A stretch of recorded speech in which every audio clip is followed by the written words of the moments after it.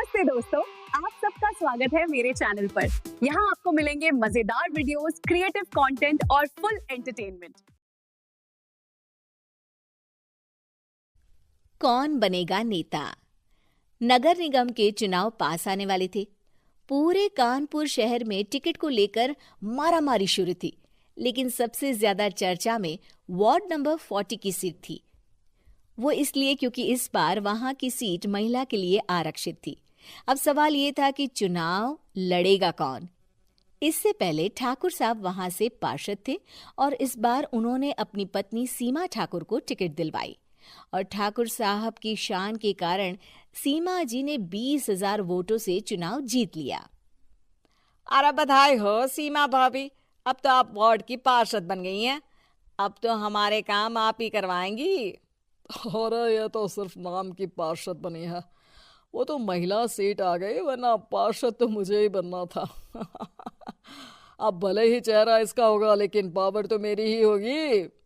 अरे वाह भाई साहब, क्या दिमाग लगाया है आपने भी।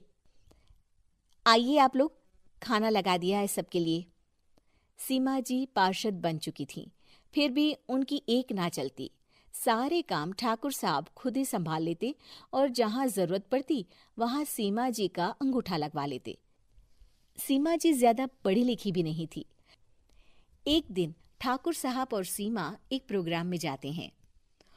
अरे ठाकुर साहब, आप आ गए। ओहो, पार्षद मैडम भी आ गई हैं। स्वागत है आप दोनों का। लगता है हमारे पार्षद फंड का सही इस्तेमाल हो रहा है। चलिए अब उद्घाटन करते हैं।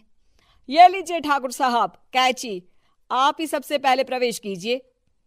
सब लोग आगे निकल जाते हैं और सीमा जी पार्षद होने के बावजूद भी पीछे खड़ी रह जाती हैं।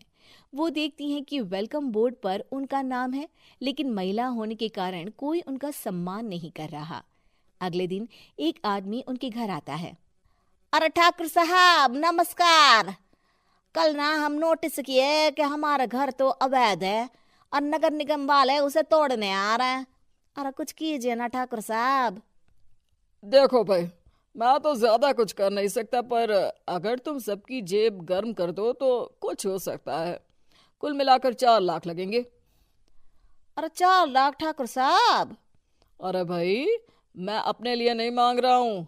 दरोगा है, इंजीनियर बाबू है, बड़े साहब है, सबको देना पड़ता है ना थोड़ा थोड़ा। बोलो है मंजूर? तभी वहां अचानक सीमा जी आ जाती हैं। अरे ये आप क्या कर रहे हैं? पहले इन्हीं लोगों से तो आपने वोट मांगे, अब इनसे ही पैसे ले रहे हो।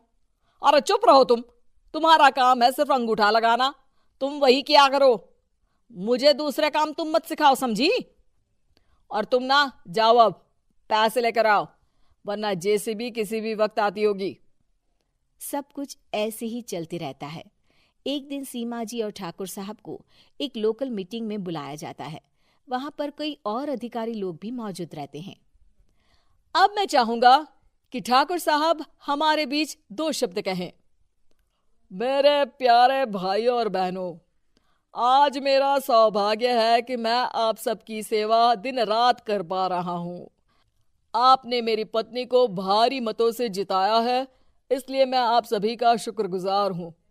मैं आप सबसे वादा करता हूँ कि हमेशा की तरह हमारे वार्ड में किसी को कोई तकलीफ नहीं आने दूंगा। सभी लोग तालियां बजाने लगते हैं। अब मैं माननीय पार्षद मैडम को स्टेज पे बुलाना चाहूंगा। अपने नाम को बुलाया सुनकर सीमा जी एकदम चौंक जाती है। उन्हें बिल्कुल उम्मीद नहीं थी कि इतनी बड़ी जगह उन्हें मंच पर बुलाया जाएगा। जैसे तैसे वो मंच पर चढ़ती हैं। ऊपर जाते ही सीमा जी को सारी पुरानी बातें याद आ जाती हैं कि किस तरह उनके पति उन्हें कभी भी आगे बढ़ने नहीं देते और उनके नाम से गलत काम करते हैं। वो बोलने लगती हैं। मैं आपके वार्ड की पार्षद सीमा हूँ। आप में से बहुत कम लोग ही मुझे जानते होंगे, क्योंकि इससे पहले मुझे कभी ऐसा मौका ही नहीं मिला। सारे मौके मेरे पार्षद पति यानी आपके ठाकुर साहब ही लेते रहे, लेकिन आज ये मौका मुझे मिला है तो मैं इसे ऐसे ही नहीं जाने दूंगी। मैं आपको ये बताना चाहती हूँ कि आपके ठाकुर साहब मेरे नाम की आड़ में गैर कानूनी काम करते हैं। जिस पर अंगूठों के निशान मेरे होते थे। इसीलिए मैं अपनी गलती मानती हूँ और आज अपने पद से इस्तीफा देती हूँ, ताकि आगे से कोई गलत काम ना हो पाए। अब फैसला आप सबके हाथ में है कि आप हमें क्या सजा देना चाहते हैं। सीमा जी की बातें सुनकर ठाकुर साहब के चेहरे का रंग उड़ जाता है और वो शर्म से मुंह नीचा करके वहां से चले जाते हैं और पद से इस्तीफा देकर ही सही सीमा जी अपने आप में आत्मविश्वास महसूस करती हैं। देखने के लिए बहुत बहुत धन्यवाद। चैनल को सब्सक्राइब करना ना भूलें, बेल आइकन जरूर दबाएं। मिलते हैं नेक्स्ट वीडियो में, तब तक के लिए बाय बाय।